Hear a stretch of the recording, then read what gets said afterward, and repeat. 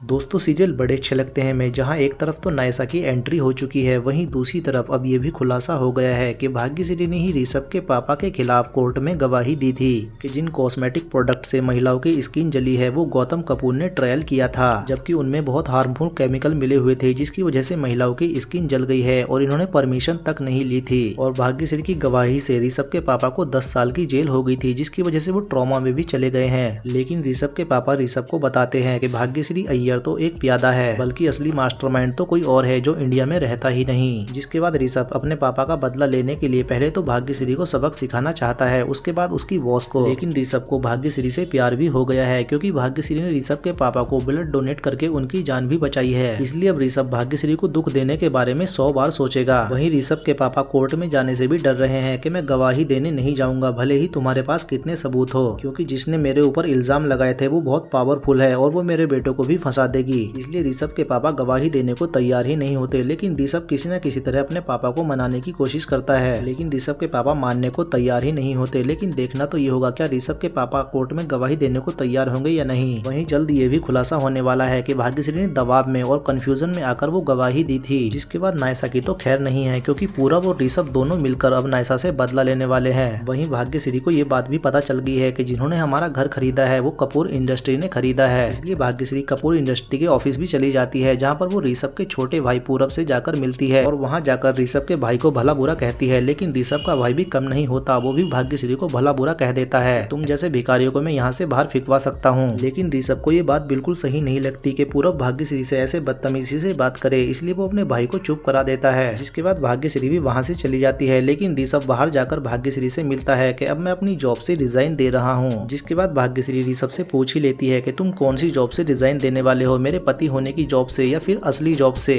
जिसके बाद ऋषभ चुप रह जाता है। लेकिन ऋषभ जैसे ही जाने की कोशिश करता है तो भाग्यश्री की साड़ी ऋषभ की घड़ी में अटक जाती है। अब भाग्यश्री ऋषभ से कहती है कि देखो हम दोनों का बंधन इतना मजबूत बन चुका है कि अब तुम्हें जाने से ये साड़ी भी तुम्हें रोक रही है। जिसके बाद ऋषभ भी थोड़ा इमोशनल हो जाता है। लेकिन थोड़ी ही देर बाद ऋषभ को अपने पापा की याद आ जाती है। और अब देखना तो ये होगा क्या ऋषभ भाग्यश्री को बर्बाद करेगा या फिर असली गुनहगार नायसा को। ये सब तो आने वाले एपिसोड में ही पता चलेगा। वेल, आपको क्या लगता है? अपनी राय कमेंट में जरूर बताएं।